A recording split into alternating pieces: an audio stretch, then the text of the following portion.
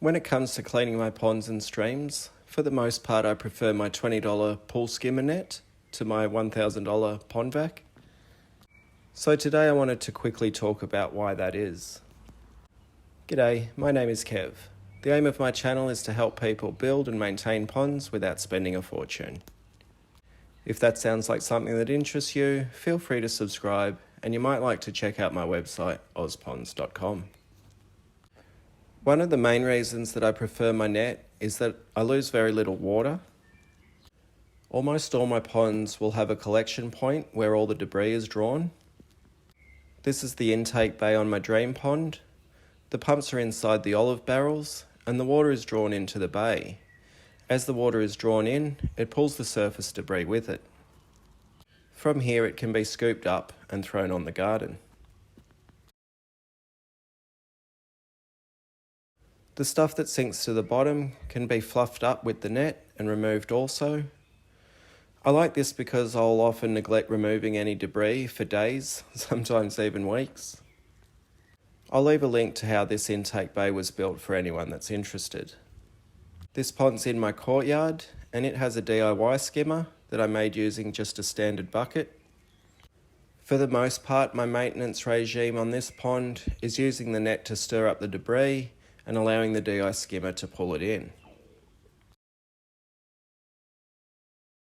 As I do that, I'll net some of the leaves that rise to the surface. The pump sits inside the bucket. It has a filter sponge to collect some of the chunkier debris, but all the fine stuff is sucked through the pump and gets sent to the bog filter. Again, I'll leave a link to a video that shows how this pond was built and how everything works if you're interested. Cleaning out the drain pond is a bit more fun. I'll actually get in there and frolic around and stir up any debris that's sunk before making it to the intake bay. I like to conduct regular maintenance on this pond when the temperatures are over 25 degrees, often multiple times throughout the day. The more you stir everything up and remove the sediments and debris, the cleaner the pond will be. So the pond vac is quite powerful and it sucks up a heap of water along with the debris. It does come with a fine mesh bag that can be used to collect debris, but it cogs quickly, and when you try and return the water into the pond gets quite murky and then you can't see where you're vacuuming. But with the net, you collect the debris instantly and with hardly any water loss.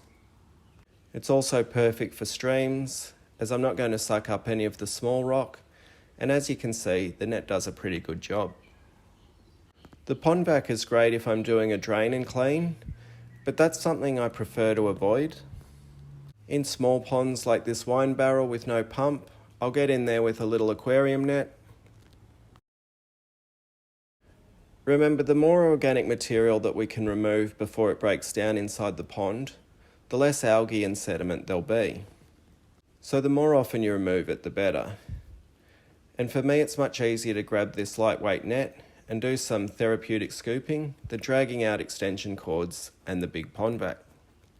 I understand when the weather's cold, you don't want to be out there, and that's okay. I'm exactly the same. In fact, my maintenance regime for winter's bugger all. But once the weather gets warm again, get out there with your trusty net and remove as much of the build-up as you can. It also doesn't hurt to flush out the filters at the start of the season. Again, I'll put a link of how I flush out my bog filters if you're interested. The warmer weather will also activate the bacteria and they'll help break down any smaller bits and pieces that you miss. Anyway, I hope this has been helpful. I think I need to go stir up the dream pond again. Thanks for watching. See ya.